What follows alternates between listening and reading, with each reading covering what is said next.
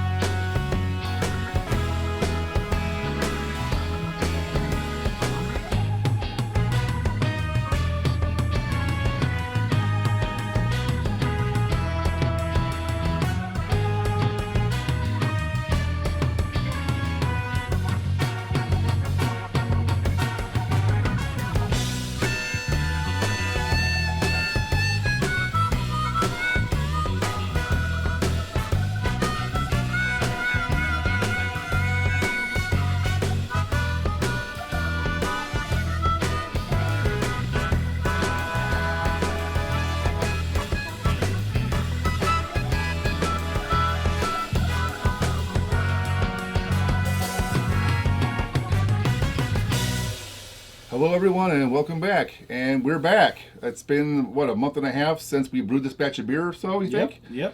And it's been a while. Chad hasn't had a chance to get out here to try it. I've been trying to ration this beer so I don't drink it all. But we both got together finally before the kegs are dry, I hope. We haven't even poured a beer yet to know, so cross our fingers. But what we're going to do today is that we're going to try both the Bell's Oberon that we brewed and fermented. Well, what we did is split the batch in half, right? Yeah. So for those of you who haven't been following my social media posts, what I did, or what we did, is that I cultured a yeast from a bottle of Bell's Oberon to use to ferment half this 10-gallon batch.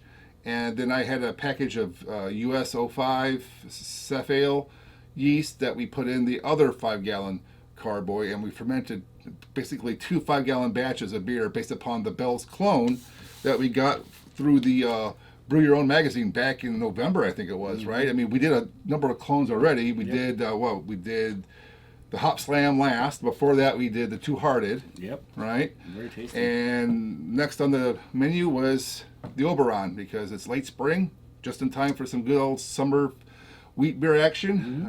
I call them lawnmower beers. I like to drink these kind of beers on a hot day doing yard work especially. So here we are, ready to try some beers.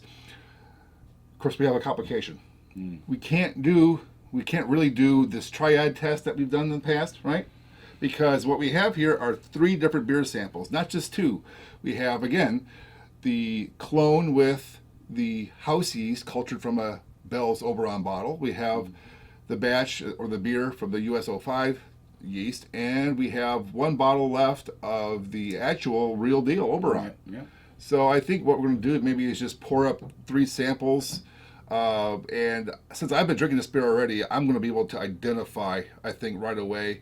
So I don't think we're going to do a traditional triad test this time. I think we're just going to have a little fun, try the beer, and my throat is getting dry talking about this, and I'm sure you're getting bored of me talking, so how about we go ahead and pour up some beers? Sure. Let's do it. Let's do it.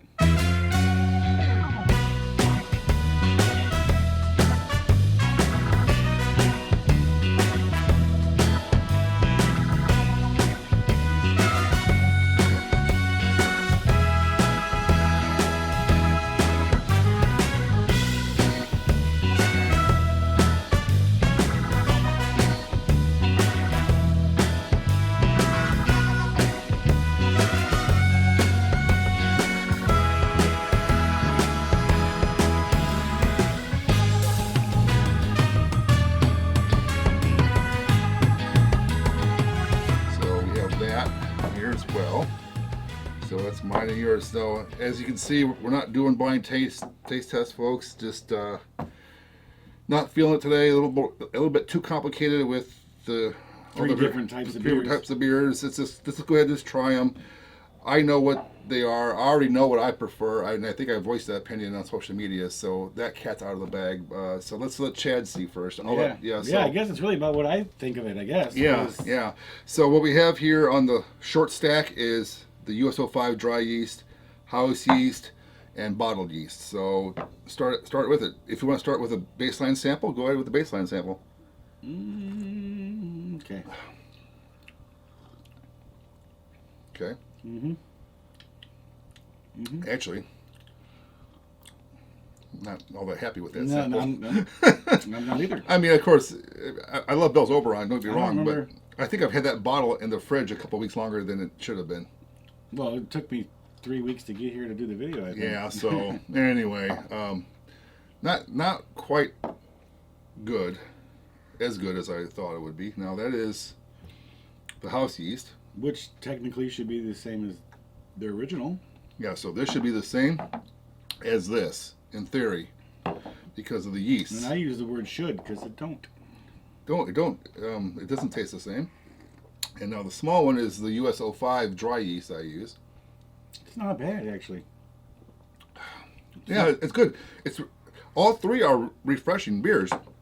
The US-05, I've commented already online, is a very neutral yeast by design. So you use it in beers where you want to show off like the malt profile or the hop profile, right? You want the yeast to not be a contributing factor. That's what US-05 basically is, a neutral ale yeast, right? So that's what you're tasting. So yeah. Now the house strain that I brewed from a bottle of Oberon, I think is a lot more citrusy. It tastes a lot more like the real Oberon because it's. I think the yeast contribution, whatever the yeast strain is in there, is actually has a bit of a citrusy kind of character to it that the US-05 version doesn't.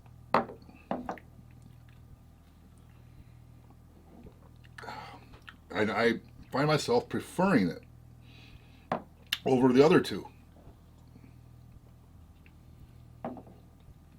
Yeah, see, of course, as homebrewers, we always like our own creations, right? So you try to get rid of this bias in your mindset by trying to do these blind tests, but I don't care. I prefer both of my homebrew versions over the bottled version. And of the two homebrewed versions, I prefer the one made with the cultured yeast. Mm-hmm. And I don't know. These are actually very similar. I mean, the US-05 and the cultured yeast from the bottle is actually very similar beers. The original one has a different. Yeah. It has a different flavor to it. I can't quite put my finger on. Maybe because it's just older. Yeah, the bottle may have been around a bit longer than my beer has, and freshness could be a factor, possibly, sure.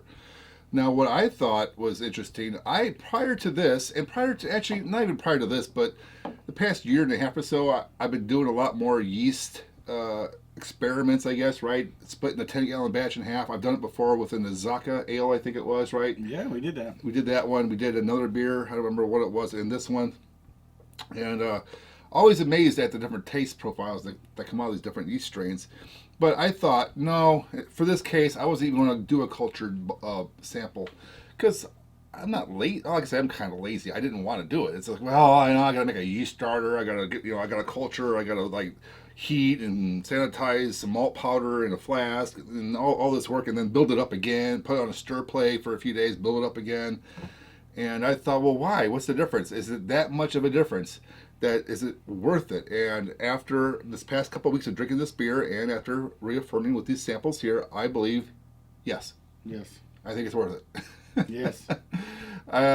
Now recently I did see I think Imperial Yeast. They actually have a new liquid yeast, the Bell's House strain yeast. So I guess in hindsight I didn't have to culture from the bottle at all. I could have just bought that yeast mail order because my local homebrew shops don't stock Imperial yeasts.